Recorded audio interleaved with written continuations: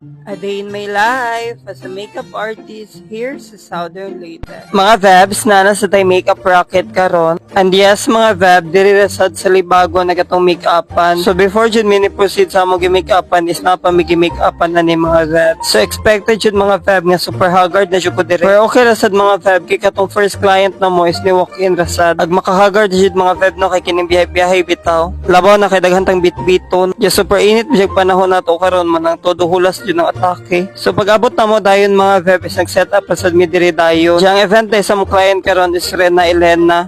Yan, nagdali-dali ra sa mig-set up diring dapita para madali sad mig human mga veb. Kay lisod na og malate atong client karon no. Medyo no on time ra gihapon si Jabaan ala. Perfect ra sa damo gimigapan diri mga veb no kay aircon. So relax sa tang diring dapita ug walay hulasan nga mahitabo. Chill ra sa ta diring dapita kay aircon man lagi. Dili ra sad mag-init atong ulo no. Salamat kaayo sa always pagsalig namo mga madam. Kay usa jud ni sila sa mong loyal nga client mga vebs. As in og na jud event siyang anak mga veb kami si kontakon mo nang super thank you. Grateful jud min siya. So wala ra sa ilangan-langan mga veb nag-makeup na ko diring dapita. Mo nang laban na jud diring dapita mga vebs no. Actually duha ka client akong gi-makeupan ingani nga adlaw mga vebs. Super hangak jud siya mga veb kay lain kay siyang weather super init like legit. Mo nang after jud sa event na mo mga veb super pahuway jud ang attacking nga dapita. Pero natural jud nakapuyon ta mga veb no pero never jud ta mo give up. Ana lang. Ang importante is makakwarta ta diri dapita mga vebs. Basta kwarta gani istoryahan mga veb yes jud ta diring dapita. Bahala go ginagmay ra mga vebs basta kay na atay racket. Ato yung sulito ning May mga veb no kay after ning May ni hit na jud tag mga client. Kay mostly video sa nay mga event is May. Manang always jud ko thankful sa akong mga client mga veb no nga pilion jud mi nila og naa sila mga event. Maka-happy ra jud no nga part sila sa atong life. Manang always jud na mo i-value among client mga veb. Actually karon yung buwan na ag pinakadaghan tang client mga veb no. Kay so good first sa May until na human na laman jud ag May no sunod-sunod jud atong racket. Ug tungod po sa atong client mga veb no naka-invest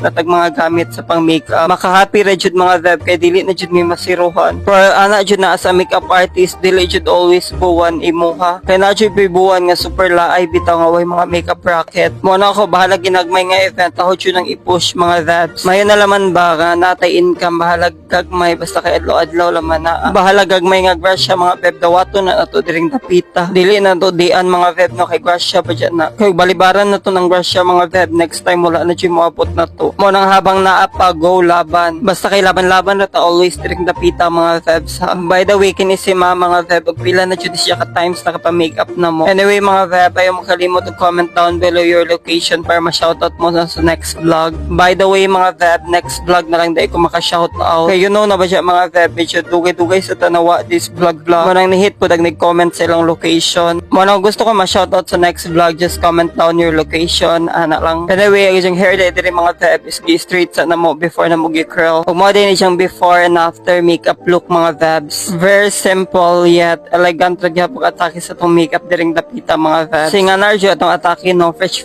ang atake pero nadji pasabog gyapon sa eye makeup. Go na vebs comment na dayon sa inyong location diha para ma-shoutout naman sa next vlog. Anyway nag-pack up na day mi diring dapita mga veb kay mamalhin next location para ma-assist na mo among client para mag-ilis na pud siya. Siya mo na siyang atake sa hair mga veb no big curl ang atake sa iyang hair. Siya wala na sa namubot ng extension mga veb no para dili na heavy o dili na init sa iyang pakiramdam. Anyway mga veb more dito for today's vlog. Thank you for watching and see you on my next video.